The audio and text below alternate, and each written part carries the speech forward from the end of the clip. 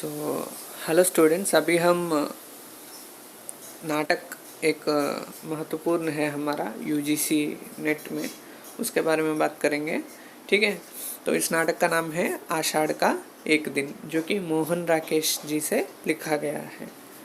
तो जैसा कि आप प्रीवियस क्वेश्चन पेपर्स में देख सकते हैं कि नाटक से अब बहुत प्रश्न आने लगे हैं। ठीक है, तो पहले इतने प्रश्न नहीं बनते थे नाटक से, लेकिन अब अधिक प्रश्न देखने को मिल रहे हैं। तो इस नाटक को पढ़ना भी इम्पोर्टेंट हो गया है। ठीक है, तो इसको आपको पढ़ना ही होगा पूरा नाटक। ठीक है, मैंने तो पहले एक कहानी पढ़ी थी इस नाटक की, बहुत ही संक्षिप्त में पढ़ी थी। फिर उसके बाद मैंने प्रीवियस पेपर्स देखे तो मुझे लगा कि थोड़ा डिटेल में जा रहा है क्वेश्चन, तो पूरा पढ़ना ही पड़ेगा नाटक। ठीक है, तो ये जो नाटक है इसमें क्या है कि जो कालिदास जी हैं, महाकवि, उनका जीवन कैसा रहा ये बताया जाता है। तो इसमें जो उनका जो जीवन है वो अपने नगर में जो उनका जो गांव होता है वहाँ से प्रारंभ होता है, और उनकी एक मित्र होती है जिसका नाम मल्लिका होता है। ठीक है, तो जो मल्लिका है वह कालिदास जी की मित्र है। ठीक है, और वह उनको चाहती भी है और कालिदास भी उनको चाहते हैं। तो इस प्रकार चलता रहता है। तो इसमें कुछ पात्र हैं वो इस प्रकार हैं। ठीक है, अंबिका है, अंबिका जो है वो मल्लिका की माँ है। और हाँ, तो अंबिका मल्लिका की माँ है और कालिदास कवि हैं। तो इस प्रकार कुछ पात्र हैं। तो ये जो पूरा आपका नाटक है वो 3 अंकों में दिया गया है।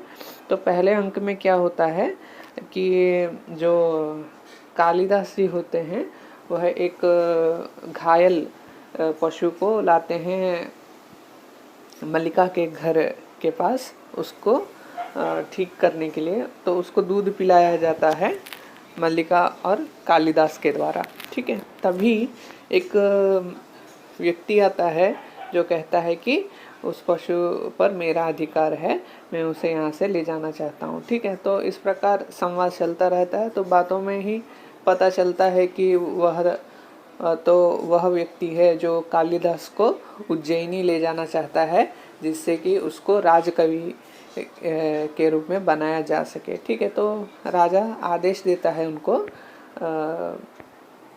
कालिदास को उज्जैनी लाने का। ठीक है, तो ये सभी बातें जो हैं वो चलती हैं और कालिदास जी जो हैं वो मानते नहीं हैं जाने को।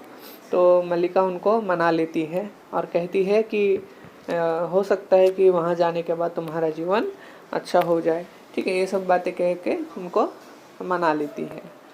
अब चले जाते हैं वहाँ कालिदास जी उज्जैनी, वहाँ अच्छा जीवन चलता है। बहुत वर्ष ऐसे ही हो जाते हैं। तो दूसरे अंक में जो कालिदास जी का विवाह जो है वो हो जाता है वहाँ पर किसी और से। तो वो उनकी जो पत्नी है उनका नाम प्रियंगु मंजरी है। ठीक है, प्रियंगु मंजरी और कालिदास दोनों बहुत वर्षों के बाद वहाँ अपने गांव आते हैं। तो प्रियंगु मंजरी मल्लिका को देखने आती है, लेकिन कालिदास देखने नहीं आते। ठीक है, फिर कुछ वर्षों के बाद जब कालिदास फिर से उस गांव में आते हैं तो अकेले आते हैं, और उनके बारे में कहा जाता है कि उन्होंने संन्यास ग्रहण कर लिया है। ऐसा बहुत से लोग कहते रहते हैं, लेकिन मल्लिका उसको नहीं मानती, क्योंकि कालिदास ऐसा नहीं कर सकते, ऐसा उनका सोचना है। ठीक है, तो ये है आपका तीसरा अंक। इसमें कालिदास आते हैं अकेले अपने गांव। ठीक है, और वहाँ मल्लिका से मिलते हैं, उनके घर जाते हैं और बातें करते हैं। तभी कोई आता है मल्लिका के घर, उनको मतलब उनको देखता है कालिदास और कहता है कि मल्लिका, यहाँ पर तो कोई आया है, तुम्हें देखना चाहिए। तो वो कहती है कि तुम बात करते जाओ, उस पर ध्यान मत दो, ऐसा कहती है। फिर अंत में कालिदास को पता चलता है कि जो उनका एक मित्र था विलोम करके, वही जो मल्लिका है उसके साथ रहने लगा है। लेकिन उनका विवाह नहीं हुआ है, फिर भी दोनों साथ साथ रहने लगे हैं और उनका एक पुत्र भी हो चुका है। लेकिन दोनों का विवाह, मल्लिका और विलोम का विवाह तो नहीं हुआ, फिर भी दोनों का पुत्र हो गया।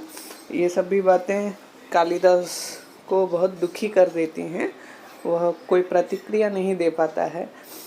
ठीक है, तो प्रतिक्रिया तो नहीं देते हैं लेकिन बहुत दुखी होते हैं और मल्लिका भी इसको दुखी दिखती है।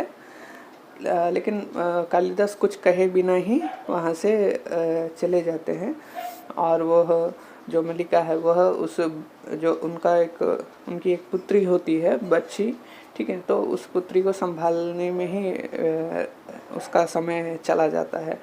तो बाकी सब बातों पर उसका मतलब वो कालिदास से बात करना चाहते हुए भी इन सभी कामों में पड़ जाती है। ठीक है, तो इस प्रकार से इस नाटक में दिखाया गया है कि जो कालिदास हैं वह इतने अच्छे कवि के रूप में प्रसिद्ध हुए, तो उसके पीछे उस दिन मल्लिका ने उनको मनाकर उज्जैनी भेजा था, यह भी एक कारण रहा है। लेकिन कालिदास जो है इतना सब कुछ पाकर भी खुश नहीं रह पाए। इसका कारण यह है कि मल्लिका के प्रति उनका जो चाहत है उसका कोई प्रभाव होगा जिस कारण से वो खुश नहीं रह पाए। ठीक है, तो ये सभी इस नाटक में आप देख सकते हैं। तो इस प्रकार से इस नाटक को आप समझने का प्रयास कर सकते हैं। तो केवल कहानी ही नहीं है, इसमें बहुत सारी भावनाएं हैं, साथ ही कुछ हंसी के लिए भी कुछ पात्र रखे गए हैं, जैसे रंगनी संगनी है, प्रियंगु मंजरी की परिचारिकाएं हैं वो, ठीक है, रंगनी संगनी उनका नाम दिया गया है। और कुछ अधिकारी गण हैं राज्य के, ठीक है, और मातुल हैं। मातुल कालिदास को बड़ा करते हैं, वो उनका पालन पोषण करते हैं मातुल। ठीक है, ठीक है, तो पात्र बहुत अधिक नहीं है, कम ही है ऐसा कहा जा सकता है, क्योंकि बहुत सारे नाटकों में तो बहुत सारे पात्र हो जाते हैं तो याद भी नहीं रखा जा सकता। आपको क्या करना है कि इसमें जब आप नाटक पढ़ेंगे तो आपको एक दिन का समय लग सकता है। ठीक है, अच्छे से पढ़ेंगे तो एक दिन में समाप्त हो जाएगा। तो जो पॉइंट्स आपको अच्छे लगते हैं उसको अंडरलाइन कर लीजिए। ठीक है, किसने क्या कहा है याद रखना है। और इसके साथ ही अब प्रश्न ऐसे भी बन जाते हैं कि जो भूमिका है, आपको इस नाटक के प्रारंभ में भूमिका दी गई है, अब वहाँ से भी प्रश्न आने लगे हैं। ठीक है, तो वो भी देख लीजिएगा कि मोहन राकेश ने हिंदी नाटक के बारे में क्या कहा है, वो इसकी भूमिका में दिया गया है। ठीक है, अब प्रश्न ऐसे भी आने लगे हैं कि मोहन राकेश ने आषाढ़ के एक दिन के भूमिका में इनमें से क्या कहा, ऐसा भी प्रश्न बनने लगा है। ठीक है, तो जो भी आप नाटक पढ़ते हैं उसकी जो भूमिका है उसको भी, जो आपके नाटक के प्रारंभ में दिया जाता है, उसको भी अच्छे से पढ़ के याद रखना है। ठीक है, तो हम अगले वीडियो में अगले क्लास में मिलेंगे। Thank you students.